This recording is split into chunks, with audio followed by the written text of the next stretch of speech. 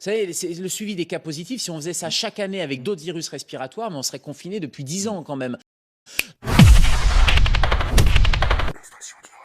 Quand je vois ces termes de quatrième vague... Ah oui, j'allais y venir. Est-ce que la quatrième vague, elle est derrière nous? Non mais il n'y a pas eu... Non mais pardon, mais il n'y a pas eu de quatrième vague. Pardon de vous le dire comme ça, mais il y a eu une première et deuxième vague en région Île-de-France et en Grand Est de saturation hospitalière. Et puis la troisième et la quatrième vague, c'était un suivi de cas positifs. Vous savez, c'est le suivi des cas positifs. Si on faisait ça chaque année avec d'autres virus respiratoires, mais on serait confiné depuis 10 ans quand même.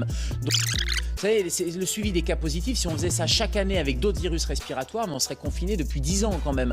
Donc, on serait confiné depuis 10 ans quand même. Donc, il faut... il y a eu un glissement sémantique. On ne parle plus de vagues de tension hospitalière, de saturation hospitalière. On a progressivement glissé sur des vagues de cas positifs. Ça va se calmer parce que quand les tests PCR ne vont plus être remboursés à partir du 15 octobre, j'allais dire mécaniquement, ça va faire descendre de toute façon le nombre de cas positifs. C'est pas parce qu'il n'y a pas eu de quatrième vague dans les hôpitaux, et c'est tant mieux qu'il n'y a pas eu de quatrième vague tout court sur un plan épidémiologique.